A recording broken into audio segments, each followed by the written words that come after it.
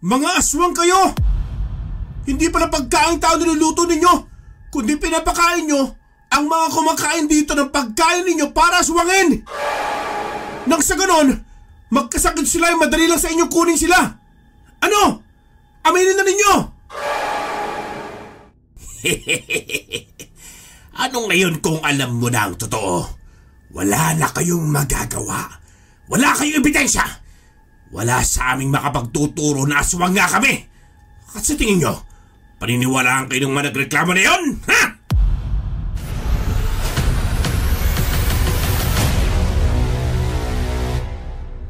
Hindi lahat ng aswang ay umaatake at naghahanap ng bibiktimahin tuwing gabi, kundi naghahanap din sila ng pagkakataon sa umaga para wala sa kanilang makakilala.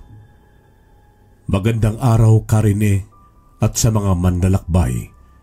Natutuwa ako sa inyong channel sapagkat nagdadala ito ng katatakutan, inspirasyon at aral sa mga tagapakinig na tulad ko. Dahil dito ay nais ko ring ibahagi ang karanasan ng aking lolo Amancio bilang pag-alala ko na rin sa kanya.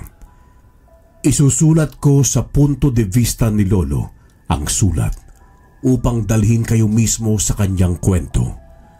Ang mga pangalan ng tauhan sa kwento ni lolo ay aking binago para na rin protektahan ang kanilang tunay na pagkatao. Ako nga pala si Amancio.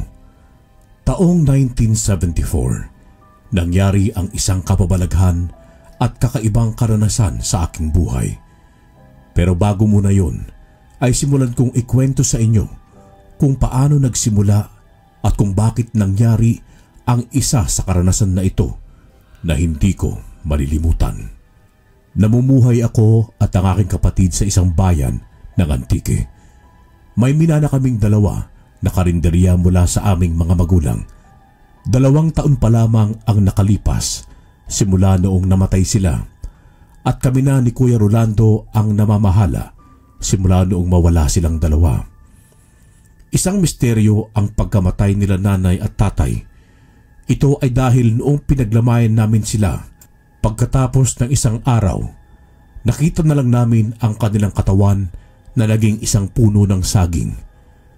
Pinatingnan namin ito kay Mang Pakito at sabi niya sa aming dalawa ni Kuya ay pinatay ng mga aswang ang aming mga magulang. Labis ang galit na naramdaman ko sa mga oras na yon at ramdam ko rin ang galit ni Kuya. Pinangakuan kami ni Mang Pakito na hahanapin niya ang aswang na kumuha kina nanay at tatay at kapag daw oras na mangyari yun ay pagsasabihin niya kaagad kaming magkapatid. Lumipas ang ilang buwan hanggang sa naging 2 taon ay wala na kaming naging balita kay Mang Pakito. Nalaman na lamang namin isang araw hindi na siya umuwi sa aming baryo at naglaho na lamang siyang bigla.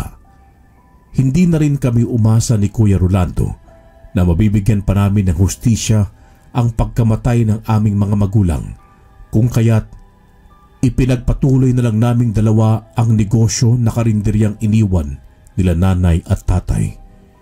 Kinalimutan na namin ang nangyari kay nanay at tatay dahil hindi namin alam kung saan at paano kami maghahanap ng hustisya. Kuya, kailangan na nating bumili ng mga sangkap para sa lulutuin bukas sa karinderya. Isa pa, kailangan natin ng bagong tagaluto. Aalis na pala si Manang Alma eh. Wala na pala tayong tagaluto sa mga susunod na araw. Ganun ba? Kailangan na nating humanap ng bagong tagaluto kung ganun.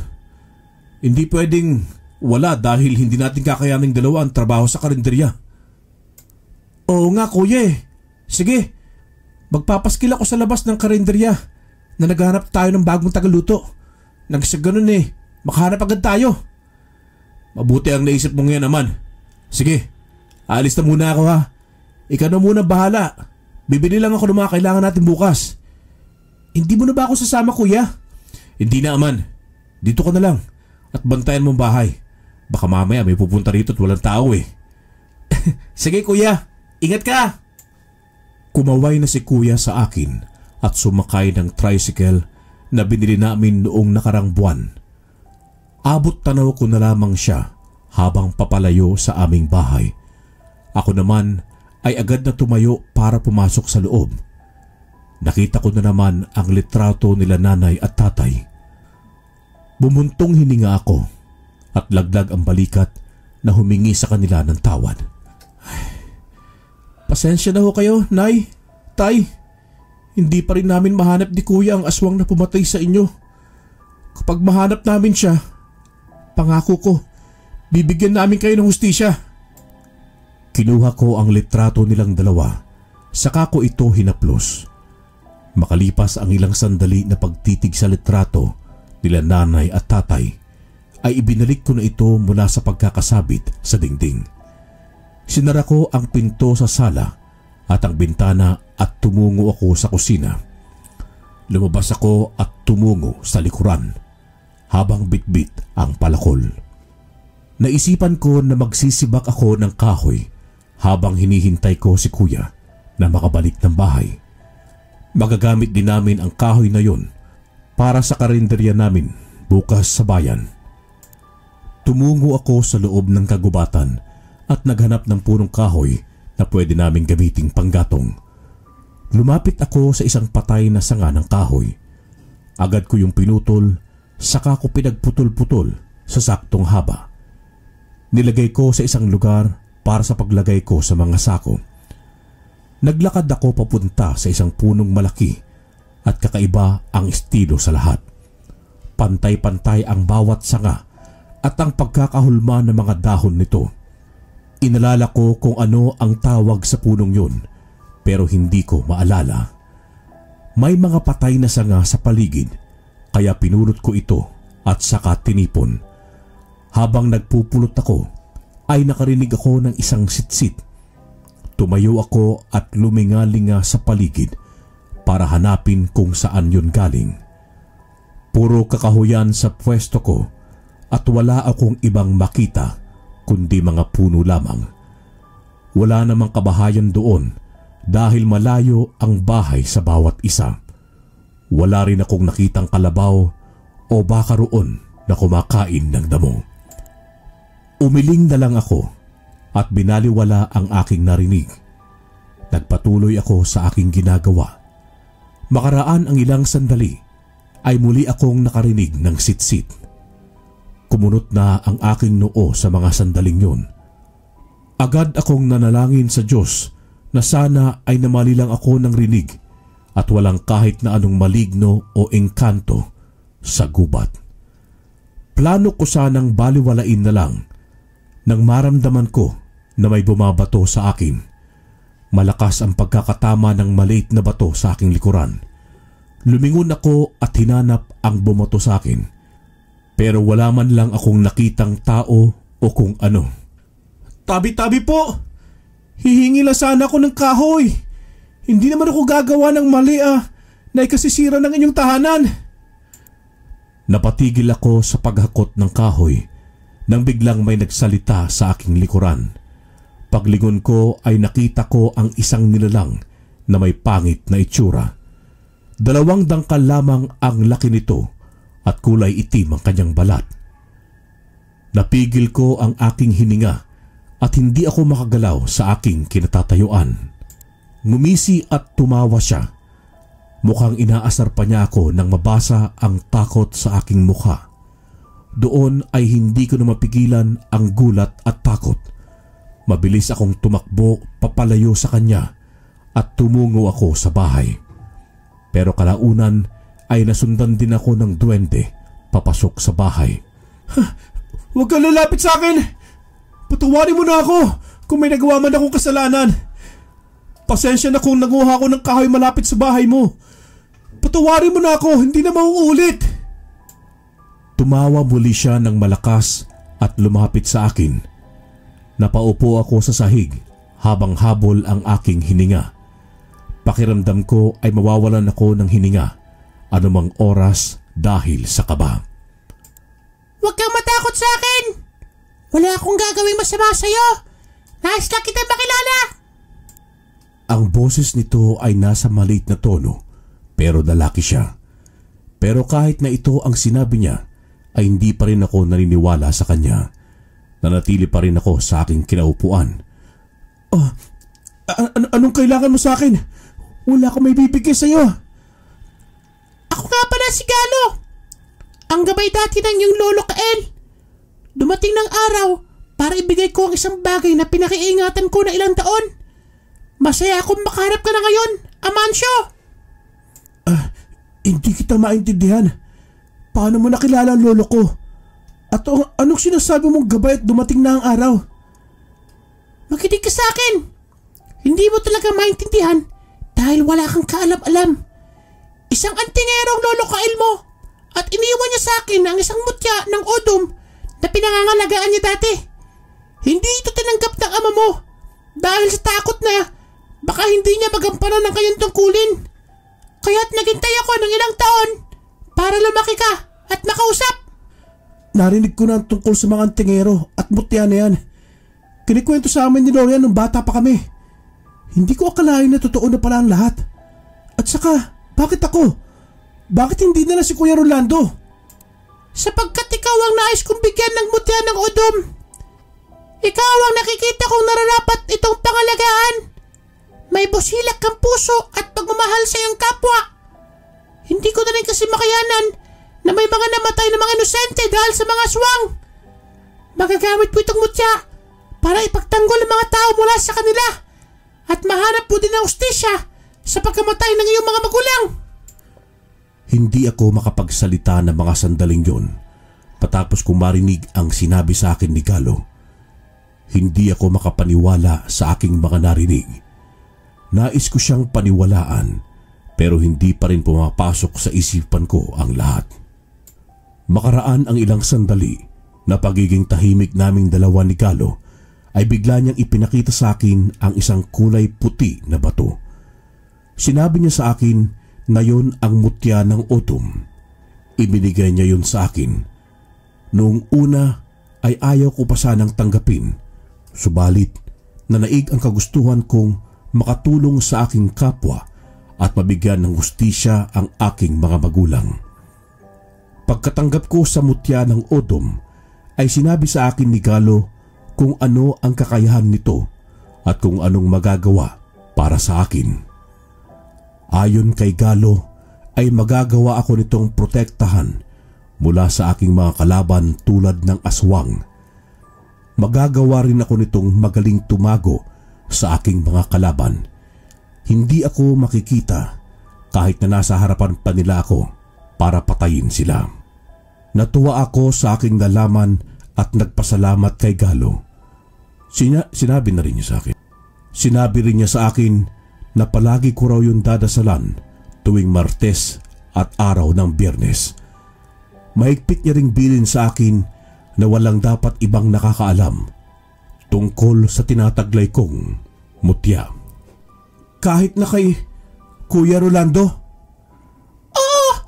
Dapat ikaw lang at ako ang nakakaalam. Dahil hindi natin alam kung ano ang kanilang kayang gawin sa'yo.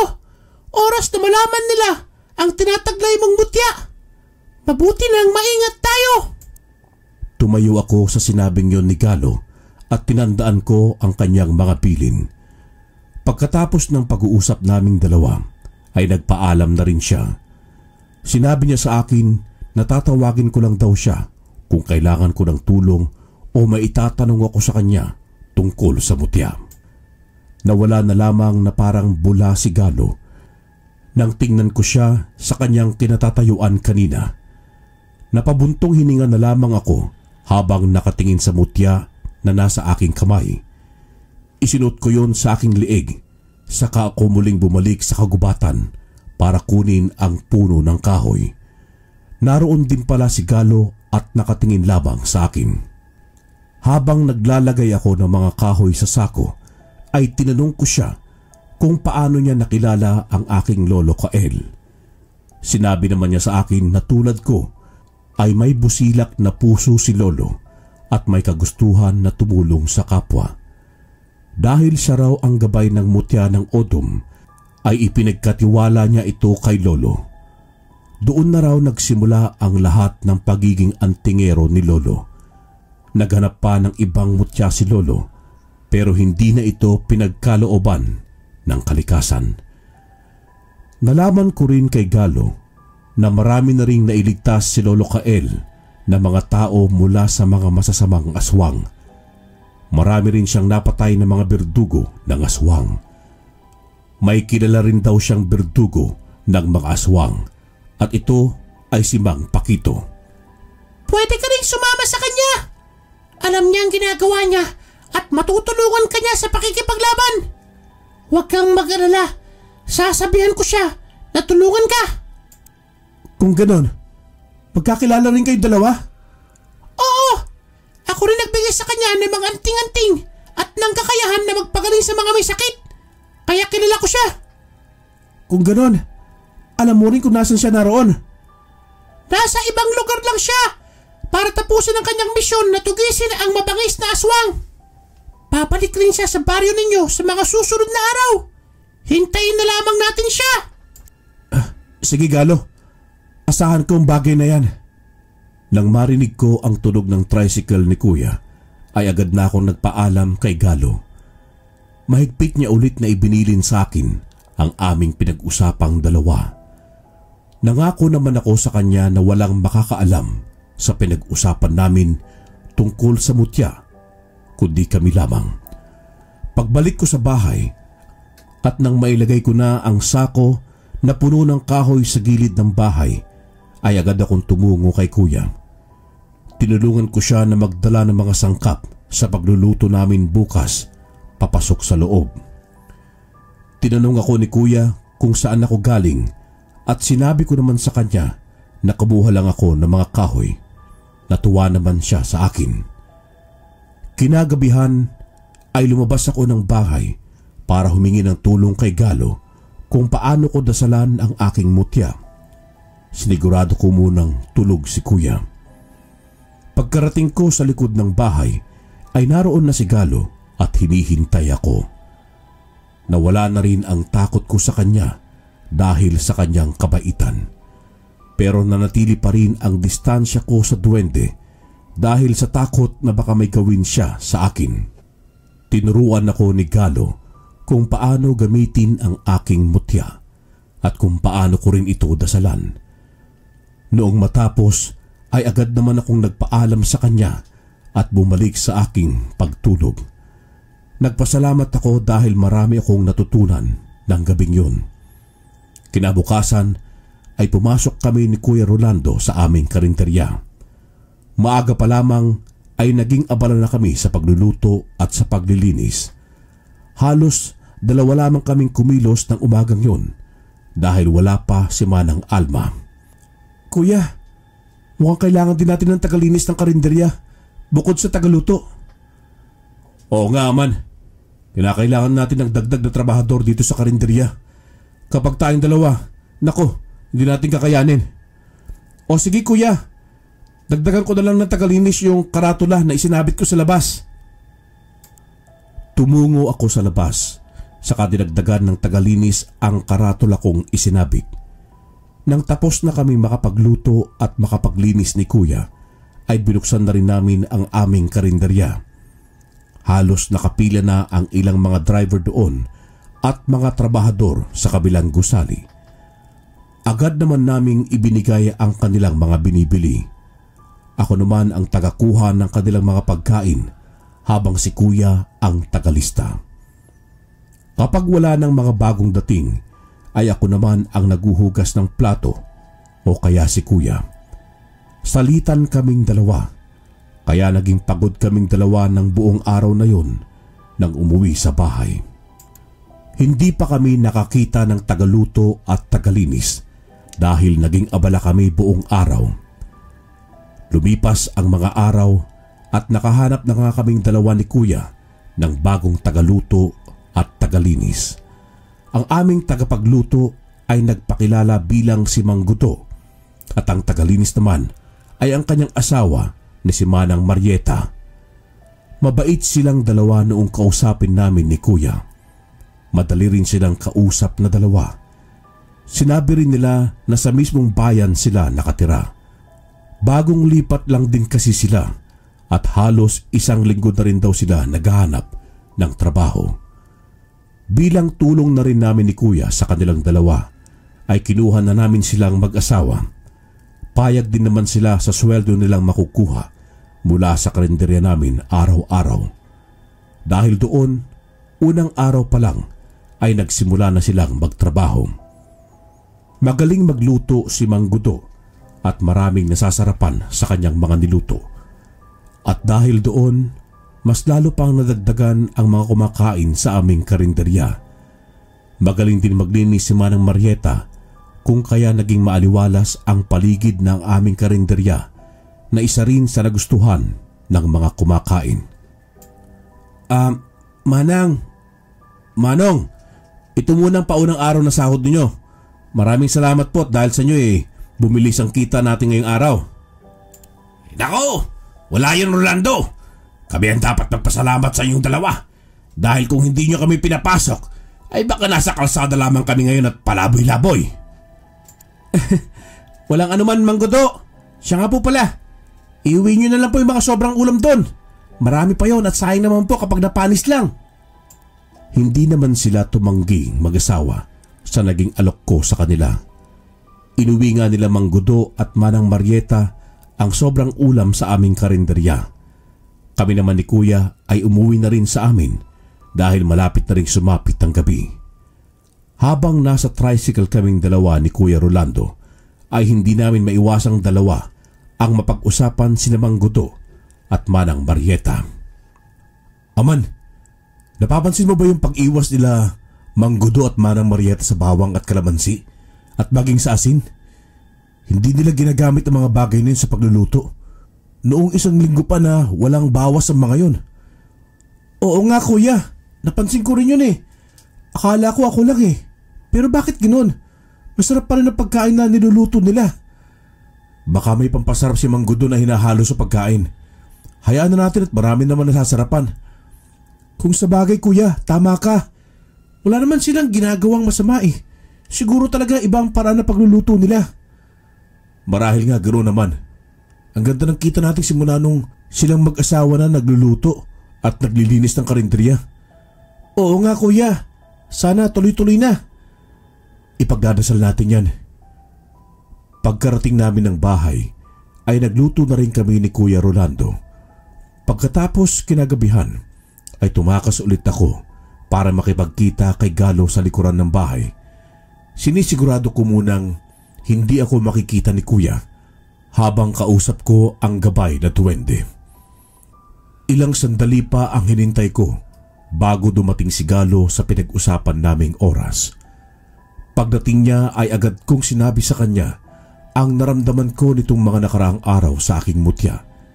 Sinabi ko sa kanya na nagiinit ito tuwing pupunta ako sa bayan sa aming karinderya. Sinabi naman sa akin ni Galo na nagiinit daw ang mutya dahil may kalaban malapit sa akin at isa itong masamang nilalang. Sinabi niya na marahil ay may aswang na kumakain sa aming karinderya. Hindi ako makapaniwala sa narinig ko mula kay Galo ng gabing yon. Pero ibinarita niya sa akin na bumalik na si Mang Pakito sa aming baryo dahil ang sunod na hinahanap na aswang nito ay nasa aming bayan. Pumunta ka ngayon din sa bahay ni Pakito. Alam niya na kinakausap na kita sa mga sandaling ito at inaasahan na ang iyong pagdating. Magtulungan kayong dalawa dahil alam niya kung sino pumatay sa mga magulang ninyo. Nahanap na niya ang dalawang aswang at siya ang makapagtuturo. Sigurado ka ba Galo? Baka nagkakamali lang si Mang Pakito. Sigurado ako. Yan ang sinabi niya sa akin sa pag-uusap namin kanina pagdating niya. Alam niya kung sinong aswang ang pumatay sa mga magulang niyo ni Rolando. Makipagtulungan ka sa kanya at paniguradong mabibigyan mo ng hustisya ang mga magulang mo. Sa mga sandaling yon ay kumuyom ang dalawa kong kamao dahil sa labis na galit at inis. Napatingin ako kay Galo at tumango ako sa kanya. Tumango siya sa akin pabalik at pagkatapos nun ay naglaho na siya. Ako naman ay tumungo papunta sa bahay ni Mang Pakito. May ilaw pa ang loob ng bahay at sa tingin ko ay gising pa si Mang Pakito. Ilang beses kong tinawag ang pangalan niya hanggang sa binuksan na niya ang pinto. Agad nang ngumiti si Mang Pakito nang makita niya ako sa kanyang bakuran. Pinapasok niya ako sa loob ng kanyang bahay at pinaupo sa upuan na gawa sa kahoy. Pinagmasdan ko si Mang Pakito at malaki ang pagkakaiba niya simula nang umalis siya. Malaki pa at malusog si Mang Pakito noon, subalit sa mga oras na yon ay payat na siya. Mang Pakito, pasensya na po at gabi na akong pumunta rito. Katatapos lang ko sa namin na mag-usap ni Galo. Sinabi niya sa akin na puntahan daw kita. Hindi pala nagsisinungaling si Galo. Magkakilala nga kayong dalawa. Nagulat talaga ako nung sinabi niya na binigay niya sa iyo ang mutya ng Odom. Ako nga rin ho, Mang Pakito. Hanggang ngayon ay hindi pa rin ako makapaniwala sa mga nangyayari. Pero paunti-unti po natatanggap ko na rin. Mabuti naman kung ganon. Dahil isang seryosong pangyayari ang haharapin nating dalawa. Lalo na sa pagtugis natin sa dalawang aswang dito sa bayan natin. Ang dalawang yun ang pumatay sa mga magulang mo. Kaya magtulungan tayong dalawa para mahuli natin ang mga aswang na ito. Handa ka na ba sa pakikipaglaban sa kanila? Ho? Pakikipaglaban sa kanila? Oo, Mancio. Huwag kang mag-alala. Kung wala ka pang alam sa pakikipaglaban, tutulungan kita. Naku, kung ganun ho maraming salamat talaga. Mang Pakito, wag ho kayong mag-alala. Gagawin ko ang lahat na makakaya ko. Marami kaming napag-usapan ni Mang Pakito ng gabing yon. Nalaman ko na dati pala siyang albularyo at antigero. Kaya binansagan siyang berdugo ng mga aswang dahil marami na ang napatay niyang aswang sa aming baryo. Marami na rin siyang natulungan ng mga tao mula sa mga masasamang nilalang. Naglalakbay din siya para humanap ng mga aswang para takutin ang mga ito o pagbantaan. Kapag hindi raw susunod sa kanya o manlaban ay pinapatay niya ang mga ito. Malinis daw gumawa si Mang Pakito at hindi siya nagiiwan ng bakas upang walang katakutan ang mga tao. Mas mabuti raw na walang maiiwan na bakas upang hindi raw magambala ang mga tao sa kanilang pamumuhay at nang hindi ang mga ito matakot tuwing gabi sa kanilang tahanan. Bukas na bukas, pumunta ka rito ulit sa bahay at mag-iensayo tayo. Paano ho yan, Mang Pakito? May trabaho ko sa aming karinderya. Pagkatapos ng trabaho mo, magpaalam ka sa kuya mo para hindi siya magtaka na palagi kang wala sa inyo pag uuwi kayo. Tumango ako kay Mang Pakito at sinunod ko ang mga sinabi niya. Nabanggit ko rin sa kanya ang tungkol sa pag-init ng aking mutya sa tuwing nasa karinderya ako. Sinabi rin sa akin ni Mang Pakito na may aswang na kumakain sa aming karinderya kung kaya't umiinit ang aking mutya. Ang dapat mong gawin ay pakiramdaman mo ang iyong mutya kung malakas ang pag-iinit nito. Kapag ganoon, ibig sabihin malapit lang ang aswang sa iyo. Pero kapag bahagya lang ang init, ibig sabihin malayo pa lang siya. Saka pakiramdaman mo sa kung sino nagiinit ang mutya mo. At kapag hindi naman ito umiinit, ibig sabihin walang masamang nilalang o aswang sa paligid mo. Sige ho, Mang Pakito. Tatandaan ko yung mga sinabi mo. Mabuti naman. Kung mahanap mo na kung sino ang nilalang na to, sabihan mo agad ako para masundan natin siya. Pagkatapos ng pag-uusap namin ni Mang Pakito, ay umuwi na ako sa bahay. Napatingin ako sa bahay nang may ilaw sa silid ni Kuya. Bigla akong kinabahan dahil maaaring gising siya sa mga sandaling yun. Dahan-dahan akong pumasok sa bahay at ginamit ko ang mutya ng Odom. Naabutan ko si Kuya Rolando sa sala at nakaupo siya sa bangko habang nakatitig sa litrato ni nanay at tatay. Hindi niya ako nakitang dumaan sa kanyang harapan. Kitang-kita ko ang mga luha na dumaloy sa kanyang pisngi at ang paghingi niya ng tawad sa mga ito. Bumuntong hininga ako dahil maski ako ay nalulungkot pa rin sa pagkawala nila inay at itay. Tumayo na ako mula sa pagkakaupo at lumabas ng bahay. Dumaan ako sa bintana para hindi ako mapansin ni Kuya roon sa loob.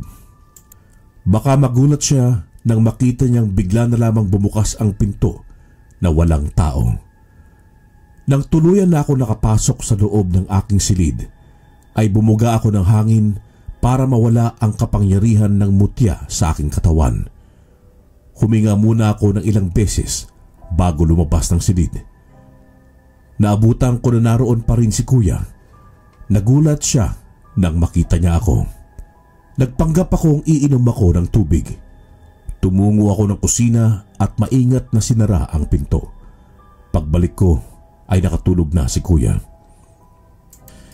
Ay, hayaan mo Kuya. Makakamtan din natin ang hustisya. Pangako ko yan. Kinabukasan nga ay pinakiramdaman ko ang aking mutya. Pagdating nila Mang Gudo at Manang Marieta ay agad itong uminit. Malakas ang enerhiya na nilalabas ng mutya kaya ramdam ko ito sa aking buong katawan. Pinigilan ko lang na hindi muna ito gagana sa aking katawan. Dahil kapag nangyari yun ay magugulat silang mag-asawa at si Kuya na bigla na lamang akong nawala sa kanilang harapan. Sinundan ko sina Mang Gudo at Manang Marieta sa kusina. Nagpanggap ako na tumutulong sa kanila sa pagluluto. Sinadya ko na kumuha ng asin, saka natapunan ko silang dalawa. Mabilis naman na umiwas si Mang Gudo at Manang Marieta, wag lang sila matamaan ng asin. Inutusan ko rin silang maglagay nun sa mga pagkain. Pinakuha ko rin sila ng bawang. Nahahawakan naman nila ang bawang, pero mabilis lang. Pero ang asin ay hindi nila sinubukan. Hindi talaga kami humahawak ng ganyan, boss. Isa pa masama sa kalusugan ng asin at itong mga bawang at kalamansi. Napapasarap naman namin ng asawa ko makaluto rito sa karinderya. Oo nga Mang Gudo. Pero nagtataka lang ho ako kung bakit hindi kayo gumagamit ng asin. Tulad po niyang sinigang. Natigil ang pagsasalita at pagkuha ko ng kalamansi nang marinig ko ang malakas na sigaw mula sa labas. Lumabas ako ng pinaglulutuan at naabutan ko si Kuya Rolando na kinakausap ang dalawang ginang na sumisigaw. Nagrereklamo ang mga ito dahil daw ang pagkain namin sa karinderya ay nagdadala ng sakit. Nagkasakit daw ang kanilang asawa matapos na kumain sa aming karinderya. Pagkatapos nun ay may dumating pa na dalawang lalaki at ganoon din ang kanilang reklamo sa amin hanggang sa maging 10 na sila. Humingi kami ng dispensa ni Kuya sa kanilang lahat at ipinangako na ipapagamot ang kanilang pamilya. Nang maawat na sila ng mga tanod at napauwi na sa kanila ay hinarap naman namin si Mang Gudo at Manang Marieta. Hindi sila sumagot sa amin at nakataas pa ang kanilang noo. Ngumisi si Mang Gudo at tiningnan kaming dalawa ni Kuya Rolando. Alis na kami sa karinderya ninyo. Wala kaming alam sa mga nangyari sa kumain dito. Ang ginawa lang namin ay ang magluto. Walang iya kayo? Anong ginawa ninyo ha? Gusto niyo ba kaming sirain ha? Hindi yan ang intensyon namin. Pasensya na, pero tapos na ang kailangan namin. Agad akong tumungo sa likuran ng karinderya at binuksan ang kaldero kung saan naroon ang niluto nilang mag-asawa na sinigang na baboy. Pinigaan ko yun ng kalamansi. Naghintay ako ng ilang sandali hanggang sa makita ko na puro mga lamang loob yun ng tao. May mga uod pa at ipis na nakasama roon. Napakuyom ang kamao ko at bumalik sa kanila. Agad kong sinakal si Mang Gudo at sinandal ko siya sa pader. Nanlilisik ang mga mata ko habang nakatingin sa kanya. Lumapit naman sa akin si Kuya at pinakalma ako. Mga aswang kayo! Hindi pala pagkain tao niluluto ninyo, kundi pinapakain nyo ang mga kumakain dito ng pagkain ninyo para aswangin! Nang sa ganon, magkasakit sila ay madali lang sa inyo kunin sila! Ano? Aminin na ninyo! Ano ngayon kung alam mo na ang totoo? Wala na kayong magagawa. Wala kayong ebidensya. Wala sa aming makapagtuturo na aswang nga kami. At sa tingin nyo, paniniwalaan kayo ng mga nagreklamo na yun, ha? Sinuntok ko sa mukha si Mang Gudo, dahilan para dumugo ang gilid ng labi niya. Hinatak naman ako ni Manang Marieta at inihagis niya ako sa mga bangko at mesa. Tumama ang katawan ko sa mga upuan at napaupo ako sa sahig. Si Kuya Rolando ay natulala na lamang sa nangyari at parang wala siya sa kanyang sarili. Tumayo ako ng mabilis. Hinila ko si Kuya at dinala ko siya sa likuran. Kumuha ako ng kutsilyo at isang dakot ng asin. Isinaboy ko ito sa mag-asawang aswang. Galit na galit silang tumingin sa akin habang iniinda nila ang sakit na kanilang naramdaman nang tumama ang asin sa kanilang balat. Babalikan namin kayong dalawa. Papatayin namin kayo! Sige! Dahil sisiguraduhin ko magbabayad kayo sa ginawa ninyo! Itinutok ko sa kanila ang punyal kong hawak. Mabilis na hinila ni Mang Gudo ang asawa niya at umalis na silang dalawa. Bumalik naman ako ng kusina at kita ko si Kuya Rolandong nakatingin sa sinigang na baboy. Lumapit ako sa kanya saka ko siya tinawag. Tinapik ko siya sa kanyang balikat. Huwag kang mag-alala, Kuya. Magbabayad silang dalawa sa ginawa nilang ito. Hindi sila makakatakas. Paano, Aman? Mga aswang sila. Tao lang tayo. Tara na, Kuya. Umuwi na tayo. May sasabihin ako sa'yo pagdating natin sa bahay. At humingi tayo ng tulong sa isang taong maalam pagdating sa mga aswang. Matutulungan niya tayong dalawa. Hindi na nakaangal pa si Kuya nang hilahin ko na siya palabas ng karinderya. Sinara namin yon bago kami umuwing dalawa. Habang nasa daan kami, ay sinabi ko sa kanya kung paano ako nagkaroon ng mutya ng odom. Noong una ay hindi pa naniniwala sa akin si Kuya, pero pagdating namin sa bahay at nang ipakita ko sa kanya yon ay naniwala na siya agad. Tinawag ko rin si Galo upang magpakita siya kay Kuya Rolando. Nahimatay pa si Kuya Rolando nang makita niya si Galo. Pinapuntahan ko naman si Mang Pakito kay Galo at pinasabi na pinapupunta ko ito sa bahay.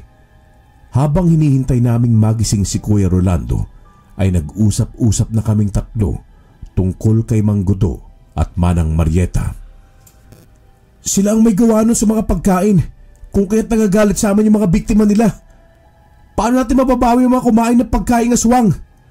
Mang Pakito, paano natin sila mapapagaling? Iisa lang ang paraan para mapagaling silang lahat na mga biktima ng aswang. Ano ho yun, Mang Pakito? Kakausapin sila Gudo at Marieta na bawiin ang ginawa nila sa mga tao.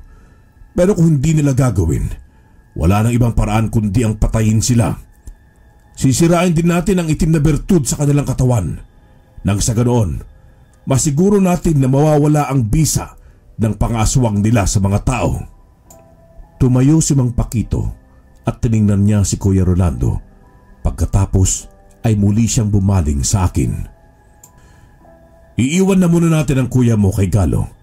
Tayo namang dalawa ay pupuntahan natin si Gudo at Marieta. Hindi na pwedeng ipagpabukas pa ito at baka mamatay na ang 10 tao na biktima nila. Dapat mabawi natin ang 10 tao na yon bago sumapit ang bukang liwayway.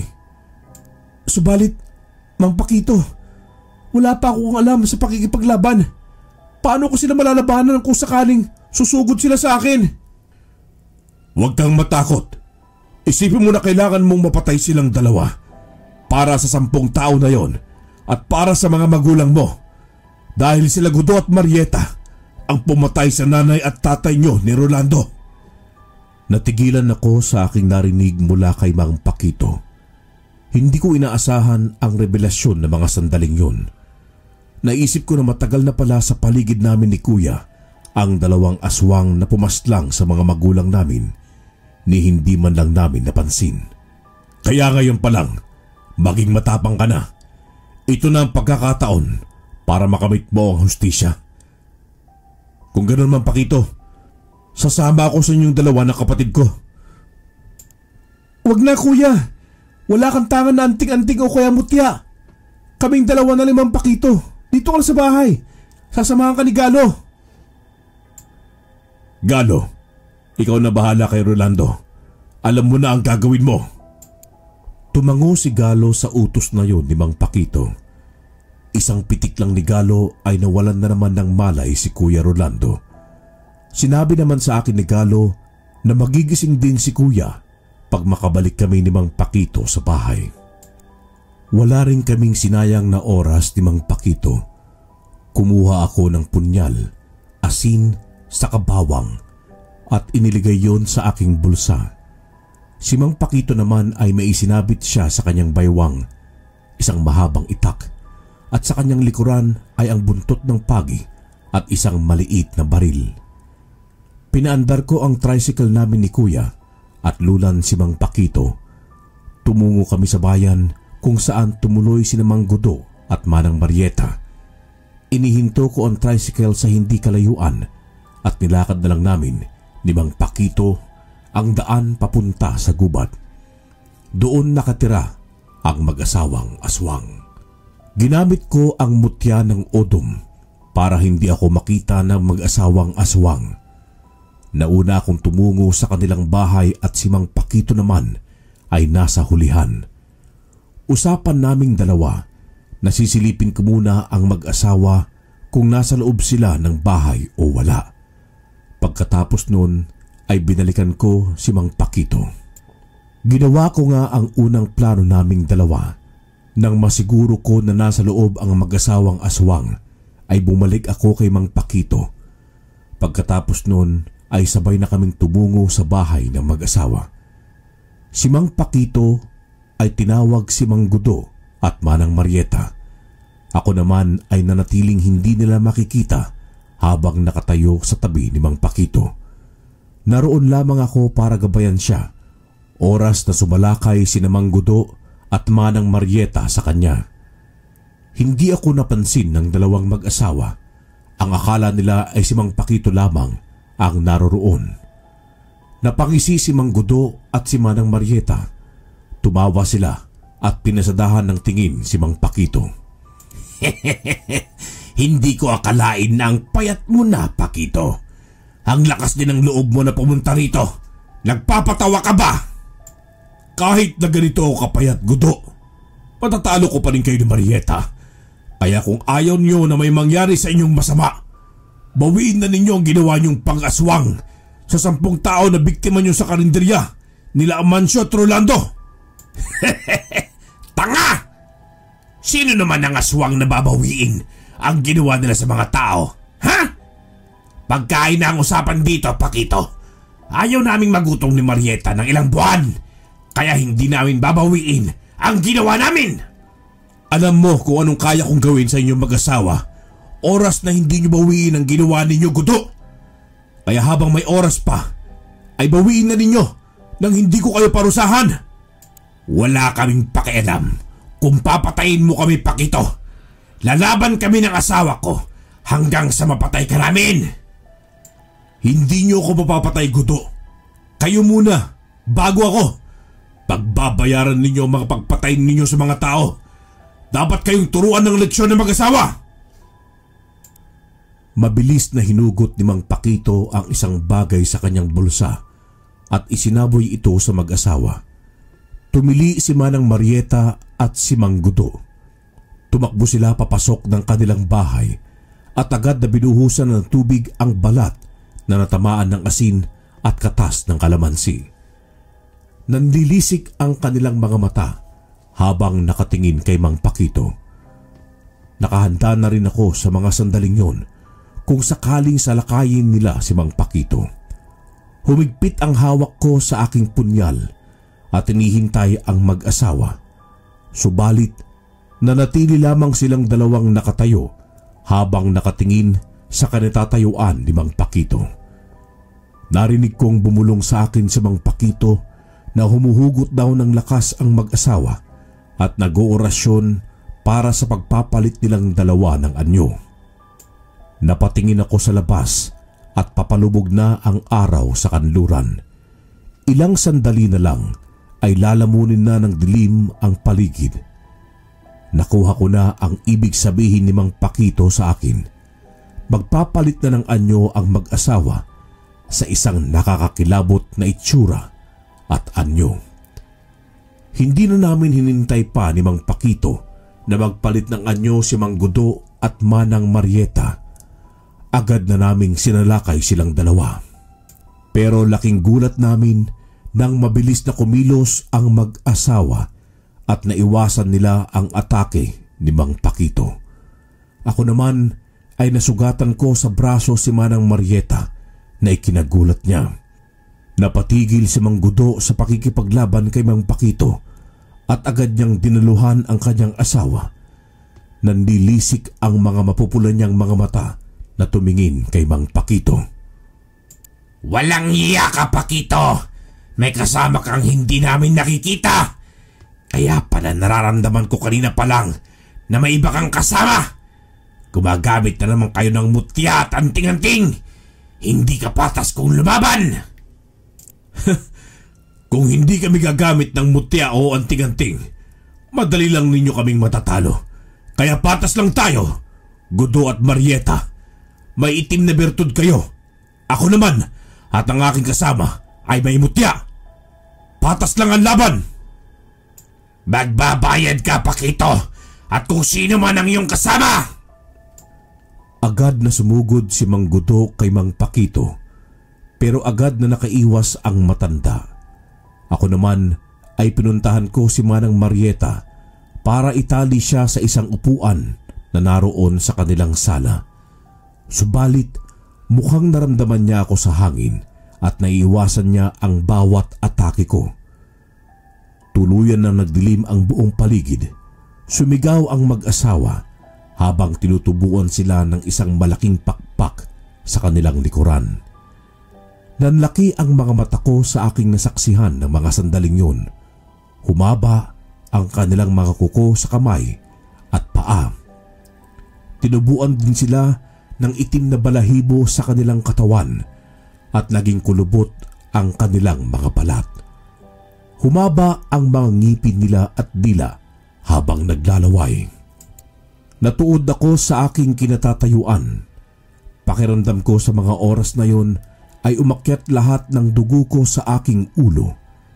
Hindi ko man lamang maibuka ang mga bibig ko para magsalita. Nanlalamig ang aking buong katawan habang pinagmamasdan ang dalawang aswang na salakayin si Mang Pakito.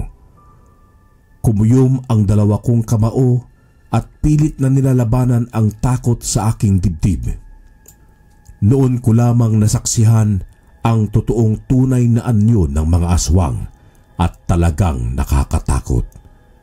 Hindi ko akalain na ganoon palagi ang kinakaharap ni Mang Pakito para lamang iligtas ang mga tao. Dahil sa aking naisip sa mga ginawa ni Mang Pakito ay nabuhayan ako ng loob. Lalo pa at nang makita ko siya na pinagtutulungan ng dalawa. Dinaganan ng dalawang aswang si Mang Pakito pero nanatili pa rin na lumalaban ang matanda kahit na nahihirapan na siya. Agad akong kumilos at sinipa ng malakas ang isang aswang na malaki na sa hinuha ko ay si Mang Gudo. Ang isa naman na maliit na aswang na sa tingin ko ay si Manang Marieta ay nakadagan pa rin kay Mang Pakito pero nasuntok niya ito sa mukha. Lumingalinga sa paligid si Mang Gudo habang pinagmamatyagan niya ako kung saan naroroon. Gumawa ako ng ingay sa kusina para rinlangin siya. Noong napunta na siya roon ay mabilis ko siyang sinabuyan ng asin at bawang na nasa aking bulsa. Sumigaw siya uli ng pagkalakas-lakas na wari bang siya ay nasusunog. Umayos ng tayo si Mang Gudo at ininda niya ang sugat na natamo mula sa asin at bawang. Pumikit siya ng mariin. Pagkatapos noon ay nagmulat din siya ng kanyang mga mata. Tumawa siya ng malakas at para bang nararamdaman na niya ako ng mga sandaling yun. Nararamdaman na kita, Amancio. Alam ko rin ang bango mo, kaya kita agad nakilala. Hindi ako nagsalita at ngumisi lamang. Dahil sa pakiramdam ni Mang Gudo ay sinugod niya ako at alam niya kung saan ako pumupunta. Naging mabilis ang kilos ko at panay rin ang dasal ko sa aking mutya na odom. Hinugot ko ang punyal na nasa aking bulsa. Hinigpitan ko ang pagkakahawak doon. Sinisigurado ko na matatamaan ko siya sa unang saksak ko sa kanya. Ngunit nakaiwas siya. Binilisan ko ang aking kilos. Hinintay ko na makalapit siya sa akin at itinarak ko ang punyal sa kanyang dibdib. Ramdam ko ang panginginig ng aking buong katawan habang pinagmamasdan ko ang unti-unting pagkakaluhod ni Mang Gudo habang nanlalaki ang mga mata. Dumausdos siya sa sahig at wala ng buhay. Pumatak ang dugo sa sahig na dumaloy mula sa kanyang sugat na natamo. Hinugot ko ang aking punyal at naiiyak akong naupo sa sahig. Labis ang pasasalamat ko dahil napatay ko ang isa sa pumatay sa mga magulang ko. Pero naroon ang konsyensya sa aking ginawa kay Mang Gudo. Ipinilig ko ang aking ulo para mawala ang isipin na yon. Agad kong nilingon si Lolo Paquito. Tulad ko ay nakipagbuno siya kay Manang Marieta. Sinubukan na kausapin ni Mang Paquito si Manang Marieta para bawiin ang sumpang ibinigay nilang mag-asawa sa 10 tao. Pero nanatiling matigas si Manang Marieta. Muli nitong inatake si Mang Paquito pero inunahan na siya ng matanda. Sinaksak agad ni Mang Paquito si Manang Marieta sa tagiliran ng isang mahabang itak.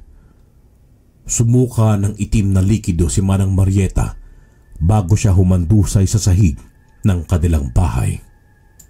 Agad ko namang ipinagsawalang bisa ang kapangyarihan ng mutya at lumapit kay Mang Paquito.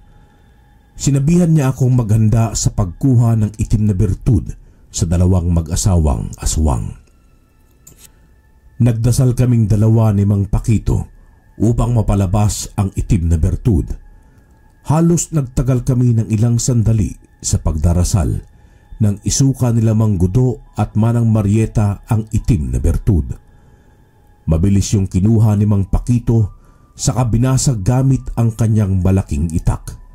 Noong una ay tumalbog pa ang itak ni Mang Paquito pero kalaunan ay nasira rin niya ang 2 itim na bertud.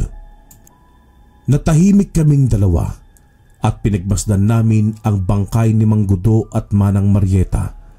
Naliligo pa sila sa sarili nilang dugo. Tara na, Amancio. Nagawa na natin ang misyon nating 2. Maraming salamat sa tulong mo, bata. Ngayon, nabigyan mo na rin ng hustisya ang pagkamatay ng inyong mga magulang. Oo nga, Mang Paquito. Naipaghiganti ko rin ang pagkamatay nilang 2. Tinapik ako ni Mang Paquito sa aking balikat. Pagkatapos noon ay binuhat niya ang bangkay ng mag-asawang aswang. Kumuha siya ng gas na nasa isang lalagyan na malaki at binuhos yun sa katawan ng mag-asawa. Sinunog namin ang buong bahay ng mag-asawang aswang. Hindi kami umalis hanggang sa hindi ito tuluyang natutupok ng apoy. Pagka-uwi namin sa bahay ay naabutan namin si Kuya Rolando na gising at kausap si Galo. Ibinalita namin ni Mang Paquito sa kanya ang magandang balita at tulad ko ay naiyak din siya sa sobrang tuwa. Nagyakapan kaming 2 at tiningala ang litrato nila nanay at tatay na nakasabit sa dingding. Ang mga naging biktima naman nila Mang Gudo at Manang Marieta na mga tao sa aming karinderya ay tuluyan ng gumaling. Si Mang Paquito rin ang nagpaliwanag sa pamilya ng 10 taong yun para marinis ang aming pangalan ni Kuya Rolando. Makaraan ng ilang araw ay muling bumukas ang karinderya namin ni Kuya Rolando. Sinigurado muna namin na hindi aswang ang aming bagong tagapagluto at tagalinis bago namin sila tinanggap. Sa gabi naman ay abala kami ni Mang Pakito sa paghahanap ng mga aswang na nangbibiktima ng mga inosenteng tao. Sa mga naglipas na taon ay ilan lamang ang napatay namin ni Mang Pakito ng mga aswang.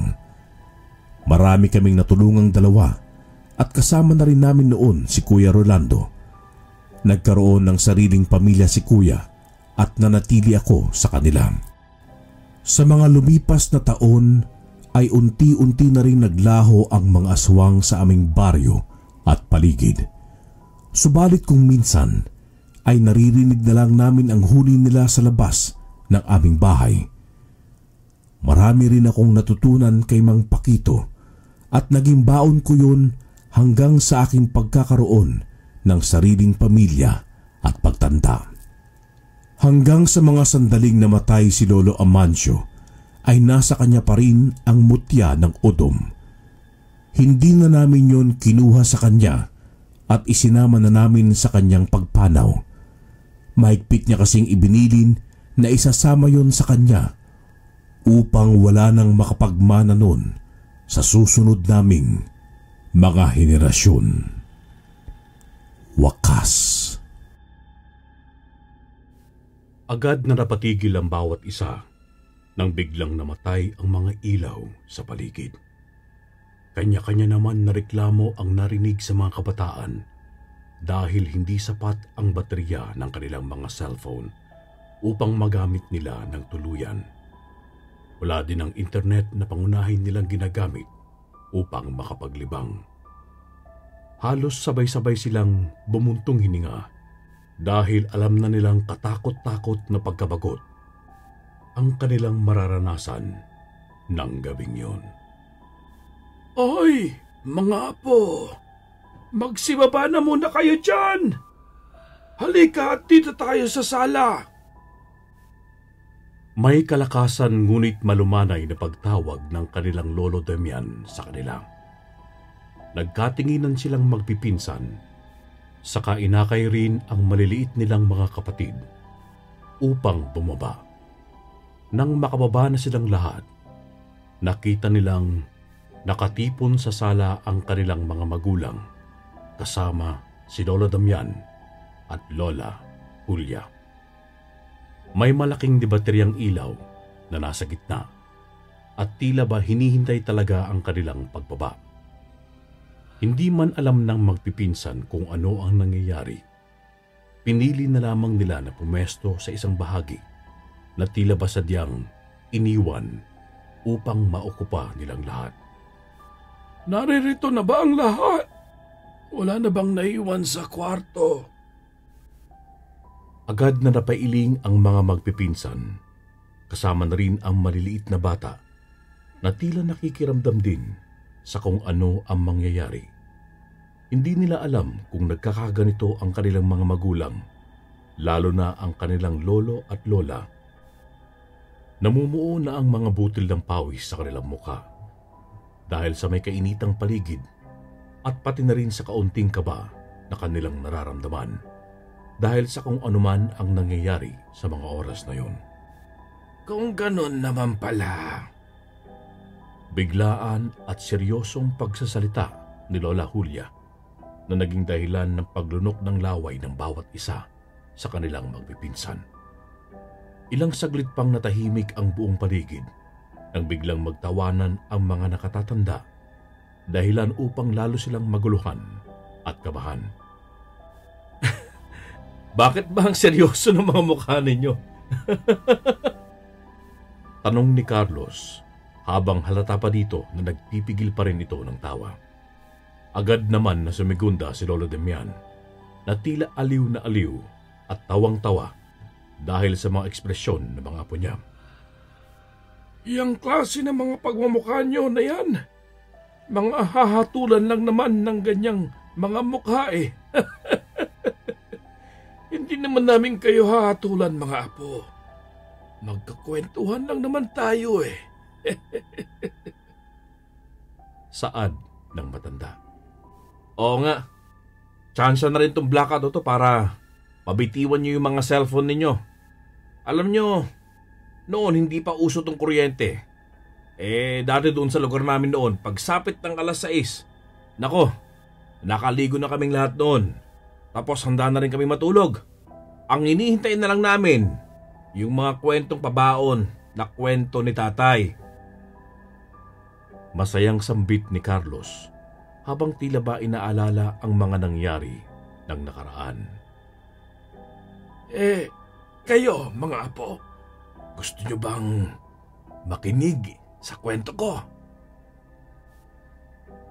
Agad na sumagot ang mga bata, kasabay pa ng malalakas nilang palakpak na tila ba sabik na silang makinig sa kwento ni Lolo Damian.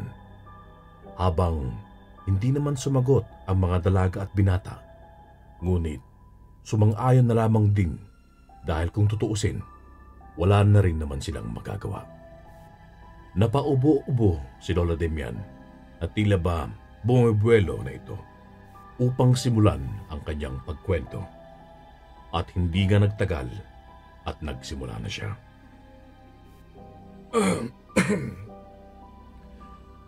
Ibang-iba ang panahon noon sa ngayon. Noon na hindi pa moderno. Hindi pa lahat noon may kuryente kaya tanging gasera at mga kandila lamang ang nagsisilbing ilaw sa gitna ng malamig at madilim na gabi. Kaya bago pa man kumagat ang dilim sa paligid, nakauwi na ang mga bata dahil sa kung anong peligro ang madatnan nila kapag nilukob na ng kadiliman ang daan nila papauwi. Nandyan ang paulit-ulit na pagsasabi ng tabi-tabi po sa tuwing may dadaanan na mga puno o maliliit na kakaibang halaman at mga punso sa daan. Dahil may pagkakataon na mapaglaruan sila ng mga kapre at iligaw pa sila dahilan upang hindi sila tuluyang makauwi. May pagkakataon na pwede silang mapitikan ng upos ng tabakong dahon o dayami na kapag natamaan sila, pwedeng ilang araw silang magkakaupo at sipon. Ingat na ingat ang lahat sa pagtingin-tingin sa dinadaanan dahil baka may masanggi silang punso o kakaibang halaman. Madalas kasi na may kinatatakutan pa ang mga duwende at nuno dahil sa kakayahan nilang makapanakit kapag aksidente silang natamaan o nasira ang kanilang tirahan. May posibilidad na pwede nilang pamagain ang parte ng katawan na nagamit upang matamaan sila na nagiging dahilan ng malubhadin na pagkakasakit. Mabagsik ang galit at pagpaparusa ng mga maliliit at may hiwagang nilalang na ito. Kung kaya, kaugalian noon na alayan ng matatamis na candy o kaya nag-aalay ng dugo ng hayop. Depende sa klase ng bigat ng parusa na ipinataw nito. Hindi rin naman magtatagal kung tatanggapin ang inalay. Tila mahikang gagaling ang may sakit at mawawala ang pamamaga ng parte ng katawan na isinumpa ng naturang nilalang. Tahimik ang lahat na nakikinig sa pagkukwento. Aliw na aliw ang mga bata na nakikinig habang nakuha naman ng kwento ni Lolo Damian ang atensyon ng mga dalaga at binata. Ngunit hindi pa rin nila yon pinapahalata. Bago sa kanilang pandinig ang mga ikinukwento ng kanilang lolo, tumatakbo sa kanilang isipan kung totoo kaya ang mga yon. Naririnig na nila ang mga naturang pangalan ng mga ikinukwento ng kanilang lolo. Ngunit wala silang alam sa kung ano talaga ang mga hindi pangkaraniwang nilalang na yun. Marahan na nagtawanan ang mga nakatatanda dahil naaliw silang pagmasdan ng mga yun. Napaayos ng pagkakaupo ang lahat habang pumalakpak naman ang mga bata dahil sa nagpatuloy na sa pagkakwento si Lolo Damian. Noon malaki ang pag-iingat ng mga dumadayo o kaya ng mga inaabot ng dilim pauwi. Maraming pwedeng mangyari na hindi lang panganib ang madadatnan mo. Kung hindi pang matagalang takot din na dadalhin mo kung sakali mang makaligtas ka sa peligro na ito.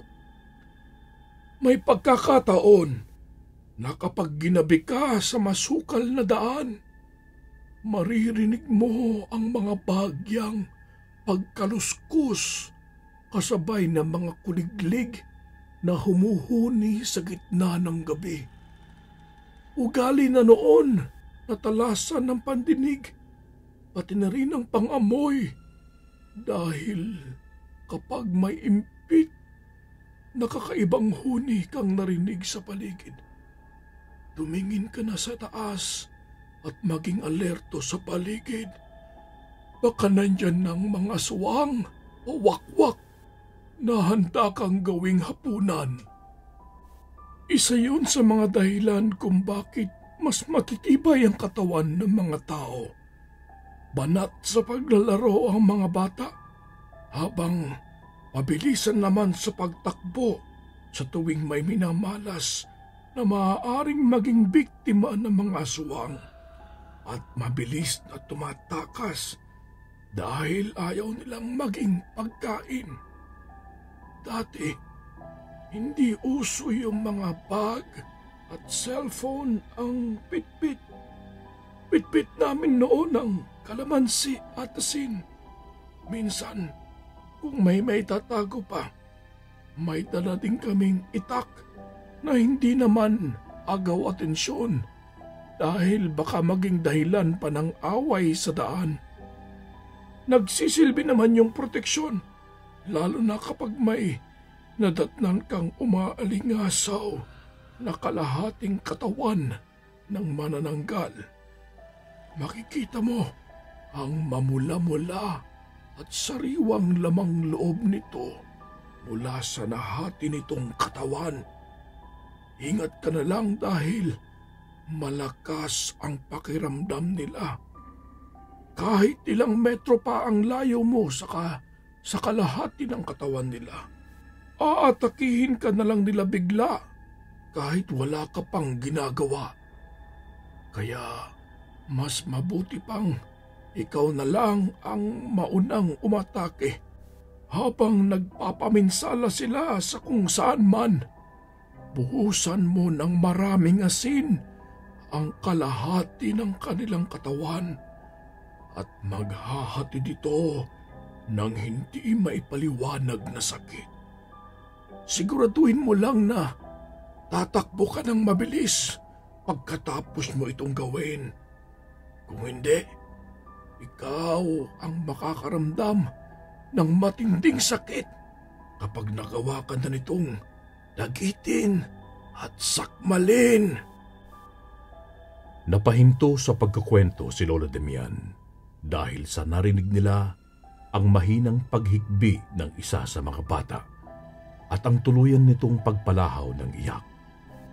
Agad itong tumakbo papunta sa kanyang magulang. Kasabay na rin ang iba pa na alam mong natatakot na dahil sa pananahimik ng mga ito.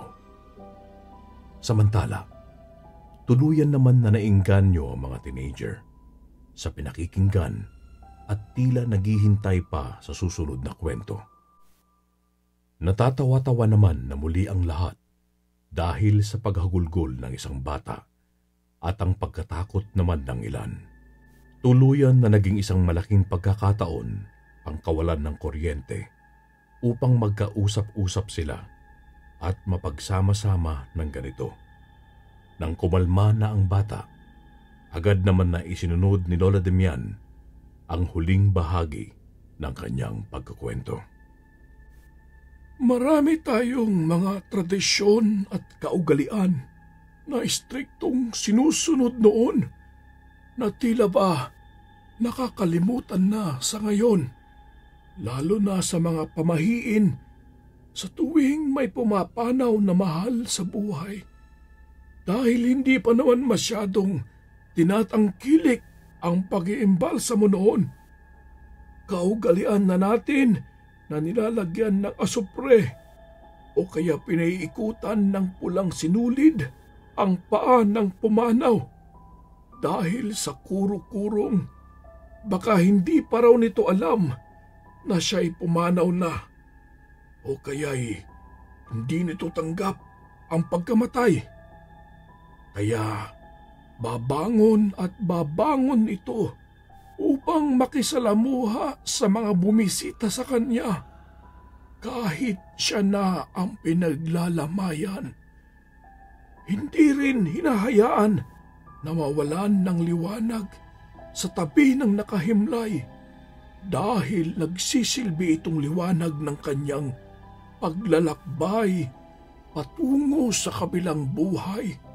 At kung hindi ito nagawa o kaya'y hindi sapat ang liwanag, dito na manggagaling ang kasabihang isasama ka sa hukay upang magkasama kayong hanapin ang daan patungo sa kabilang buhay.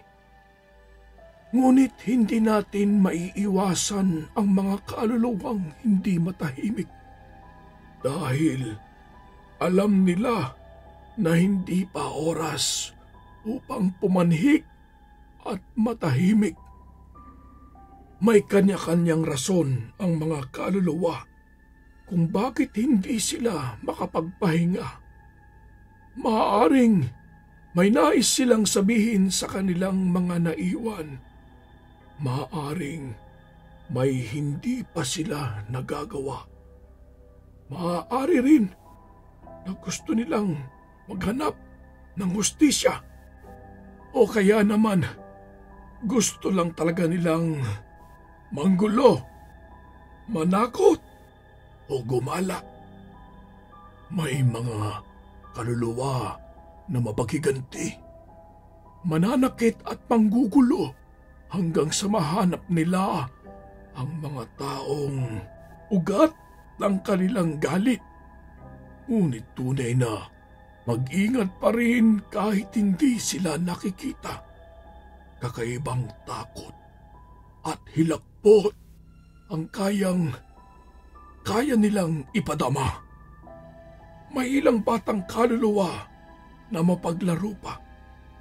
Makikipaglaro sa kapwa nila bata kapag kanilang nagustuhan at kanilang nakatuwaan.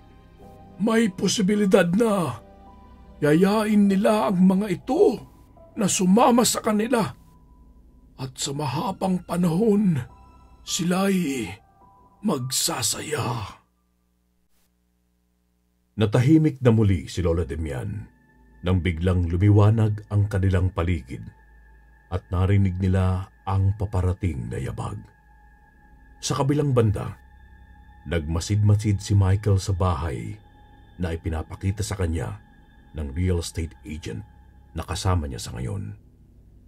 Sa lahat ng bahay na kanilang napuntahan, ito ang pinakanagustuhan niya. Maaliwalas ito at malawak.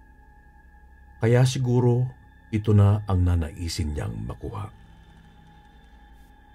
Sa totoo lang, sir, this can be one of your best choice. Murang halaga mo lamang makukuha ang bahay na to, sir. Knowing that you love peace and comfort because of your profession as a doctor, masasabi kong ang bahay na ito ang pinakabagay sa iyo, sir. Panghihikayat nito sa kanya at alam niyang may punto ang ahente. Ngunit sa hindi malaman na dahilan, gumapang ang kilabot mula sa kanyang kaliwang paa kasabay pa ng bahagyang pagkati ng kanyang tenga at hindi man sinasadya na sa gilid ng kanyang mata. Napansin niya ang malalabong figura na tila ba isang pamilya na pinagmamasdan sila habang nakaupo sa sala na may tabing panang tela ang ibang kagamitan. Sa tagal-tagal na ng panahon na nakakakita siya ng mga hindi nakikita ng ibang tao, alam na niya kung ano ang mga yun. Pwede ba ako magtanong? Pero it will be greatly appreciated kung magiging honest ka sa akin. Seryoso nitong tanong sa ahente at hindi naman ito umangal. Alam mo, may mga naririnig ako na pagkakataon na may mga nakaraan ang ganito mga bahay. So, gusto ko lang malaman kung may nangyari ba dito. Napansin ni Michael ang saglit na pagkatahimik ng ahente, dahilan upang malaman niya na tama ang kanyang hinala. Napansin din niya ang marahan na pagbuntong hininga nito bago siya sumagot. To be honest, sir, mayroong isang naging incident dito ng patayan. Isang buong pamilya ang biktima. Pinagnakawan at pinagbabaril ang bawat miyembro ng pamilya. Naisugod man sila sa ospital ngunit wala din sa kanilang nakaligtas. Sir, I can understand kung hindi na kayo magiging interesado. No. I'll take this house. Biglang sabat ni Michael sa ahente na ikinagulat naman nito. Like you said, this place is comfy and neat. Tsaka mukha namang hindi sila magagambala if ever na may ibang tumira at mag-alaga sa bahay nila. Sambit ni Michael na may ngiti sa labi. Agad naman na tumango-tango ang ahente saka lumabas saglit ng bahay upang kunin ang mga papeles na kailangan nitong ibigay kay Michael, habang dumiretso naman si Michael sa sala at marahan ng umiti. Lo, pasensya na talaga at hindi ko kayo nailigtas ng panahon na yon. 2 taon na nakakalipas at sa wakas, natagpuan ko ng bahay na sinambit mo sa iyong huling hininga. Ipinapangako ko pong aalagaan ko ang bahay ninyo, Lolo. Maaari na po kayong mamahingang lahat. Marahan niyang sambit habang tinititigan ang lumalahong kaluluwa ni Lolo Demian. Ngumiti ito na naghatid ng magaan na pakiramdam sa kanyang kalooban at pinagmasdan ang unti-unting paglaho ng mga kaluluwa ng buong pamilya na ito sa hangin. Napabuntong hininga na lamang din si Michael, saka muling ngumiti. Naglakad na siya papalabas ng bahay upang sa labas na lang din kunin ang mga dokumentong kailangan niyang makuha. Habang naglalakad, napatingin na lamang din siya sa kanyang relo at napailing. Oh, hindi ko napansin ang oras Pagkatapos ko dito, uuwi na rin ako. Mag-aalas 6 na rin pala.